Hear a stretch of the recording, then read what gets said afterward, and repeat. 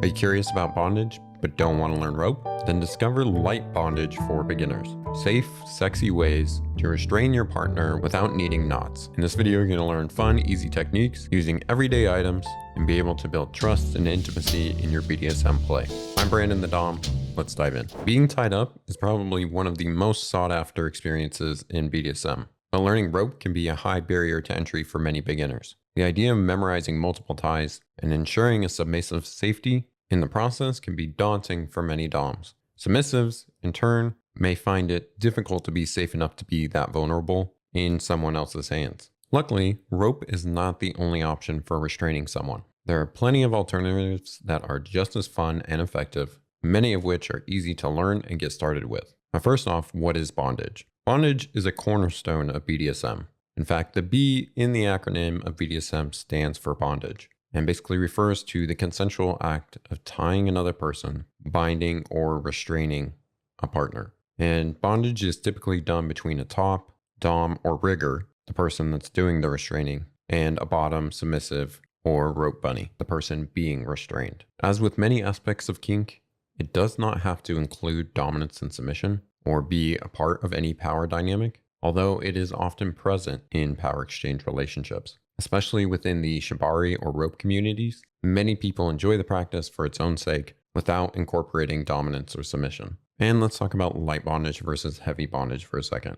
Now, these terms aren't used consistently, but understanding the difference between light and heavy bondage can help you see the wide range of possibilities and where a fun, accessible entry point may be for you. So light bondage, which we're going to focus on in this video, includes the types of restraints that are easy, quick, and don't require extensive training. It's ideal if you're curious about bondage, but unsure whether you'll enjoy it enough to go deeper. Because yes, there is a learning curve for more advanced play. Tools like restraint cuffs, bondage tape, collars and leashes, or even common household items are going to fall into this category, which we'll go over in just a moment. Heavy bondage, on the other hand, requires more skill, more knowledge, and often specialized gear. It's best suited for those that have a deeper interest in bondage and willing to dedicate time to learning, practicing, and investing in the right equipment.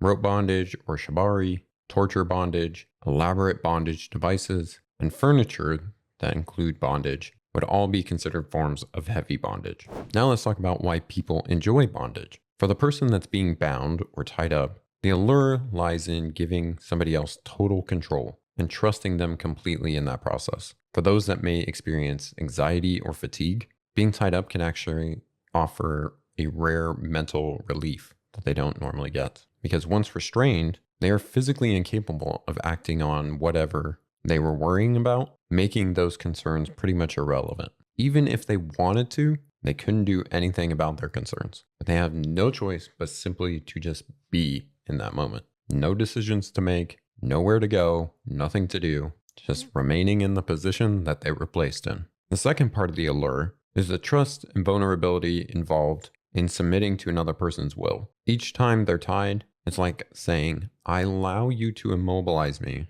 to do whatever you wish of me, and I trust you not to cross the line or harm me. In daily life, we rarely surrender so fully. We're always protecting ourselves, but it can be incredibly rewarding to trust someone that deeply. Combined with the physical contact and hands-on nature of bondage, the experience can be intensely intimate. Some people also enjoy the sensation of struggling against the things that are binding them. Others may find pleasure, emotional, erotic, or physical, in pain, control, or degradation imposed by their partner. For many, bondage may also involve teasing, denial, or torturous anticipation, all of which can be deeply arousing. Now, for the partner doing the restraining, appeal of bondage lies in gaining control and being trusted with it. The submissive is completely at the dom's mercy, physically and mentally, to be used as he pleases. At the same time, the dom knows that it's their responsibility to ensure the submissive safety and pleasure, which can be incredibly exciting for both parties, even when sex isn't part of the scene.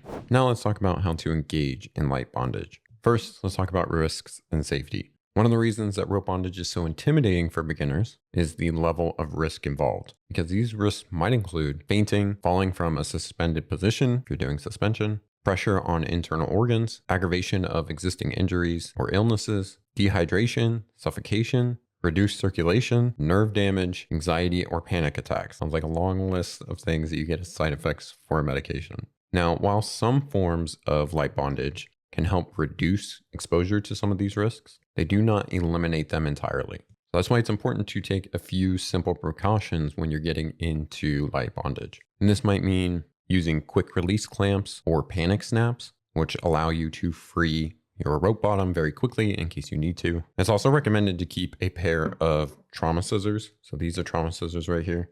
And basically it has a very sharp end on the side, and the other end is to protect against their body when you're going underneath to cut.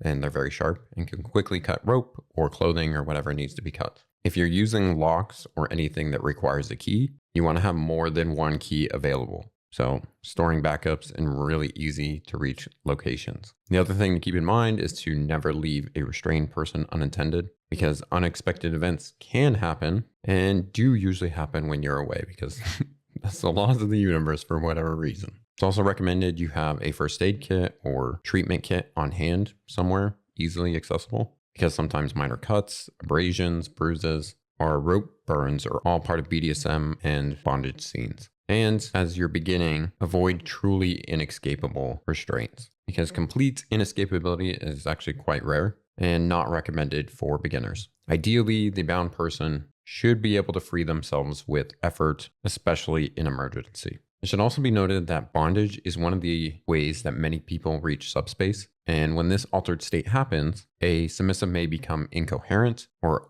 unable to verbalize what's happening with them. This makes it even more essential that the submissive fully trusts their dominant to care for them in that vulnerable state, and that the dominant maintains full awareness and attentiveness throughout. If you're interested in learning more about subspace, I have a video for that. I'll leave a link down below. Beyond the emotional and mental safety, it's also crucial to recognize the physical warning signs of more severe issues. So what you're going to be looking out for is them going numb or having cold extremities. You're going to look for blue or discolored skin. Keep an eye out for like pins and needles sensation, kind of burning sensation. Looking out for bulging veins, or keeping an eye out for muscle weakness. These symptoms may indicate restricted blood flow or potential nerve damage, which can last anywhere from a few hours to many weeks. Bondage can also cause fainting, and common causes of this are low blood sugar, dehydration, shallow breathing, overheating, sudden movement, or remaining in one position for too long. And if your partner feels like they're going to faint, signs of that might include lightheadedness, tingling, a sudden temperature drop, chest tightness, or shortness of breath. And if those are happening, remove the restraints immediately and help sit them down, supporting them under their armpits if necessary. And if these symptoms don't resolve quickly or more serious injuries are occurring, then I recommend seeking medical attention, which means always keeping a phone nearby in the case that your play becomes an emergency. Now let's talk about ways to perform bondage. Before we dive into the types of bondage you might want to explore, let's start with a simple mindset shift that can help to unlock your creativity. Many people assume that they need special tools, toys, or equipment in order to engage in bondage, or any type of BDSM for that matter. But those items are just specifically designed tools for a very specific purpose. And that purpose is to restrain your partner and to limit control over their own movement. Now, if you think about that purpose in its most basic forms, how could you accomplish restraining your partner and limiting their movement?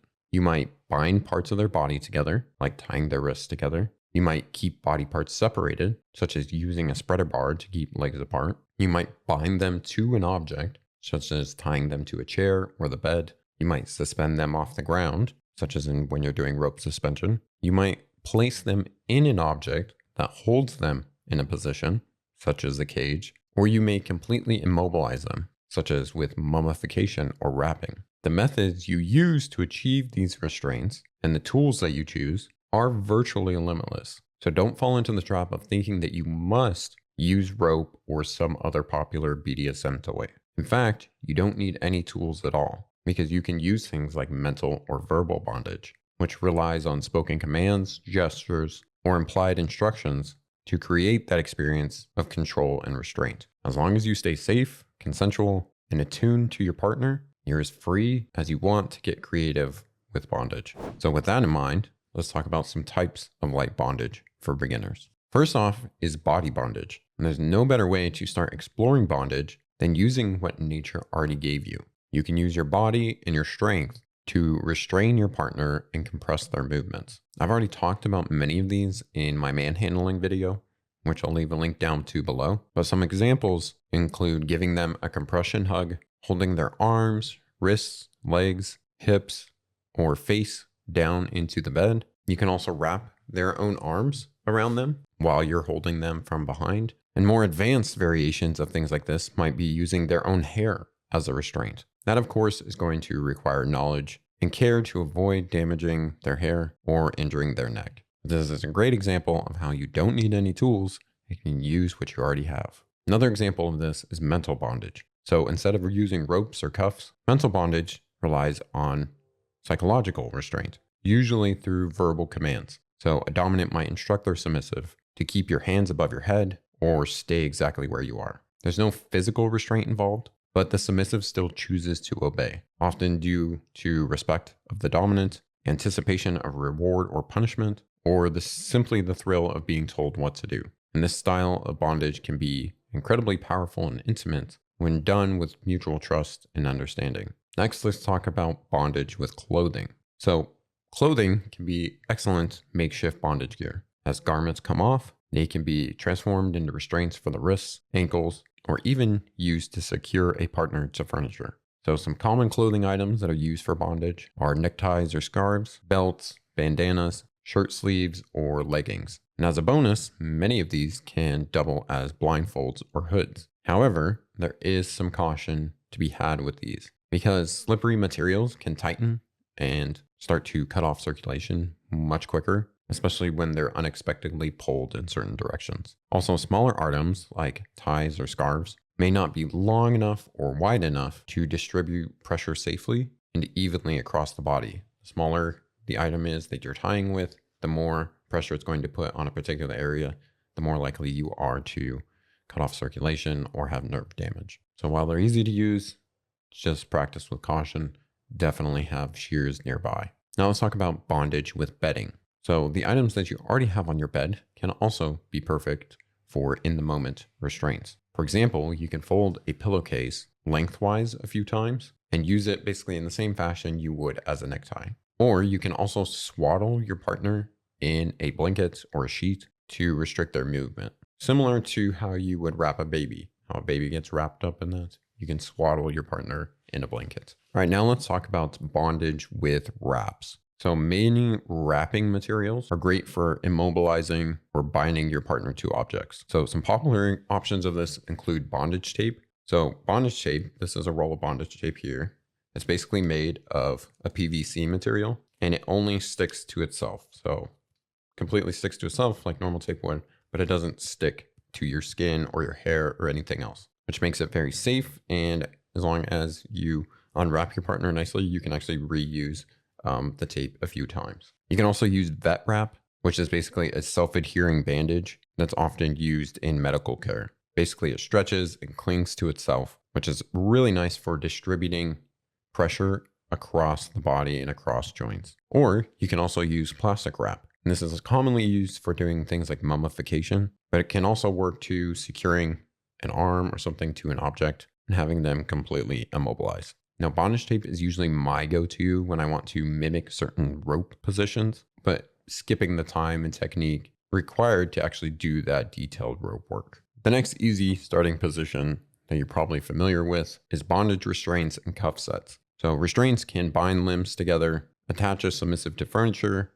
or place them in specific positions like spread eagle or hog tie. Now, when people usually imagine cuffs, the first thing they think of is metal handcuffs, but those can actually be really painful and cut into the skin, which we don't want, especially if you're doing rough sex or something with them. Fortunately, there are far better and more comfortable options. So you can get things like fabric cuffs, which are usually nylon or neoprene. You can get things like leather cuffs.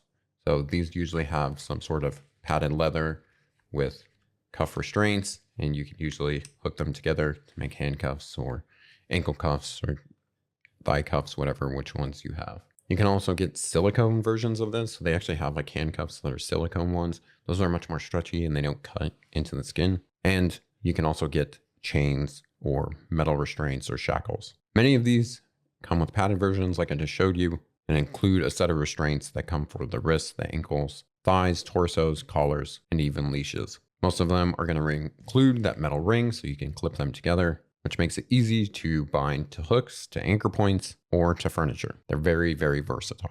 Speaking of furniture, let's talk about doing bondage with furniture. If you're a BDSM enthusiast, you've probably dreamed of owning your own custom designed furniture. But if you're not ready to splurge on those yet, you can start using what you already have at home. So the go-to is tying somebody to a chair.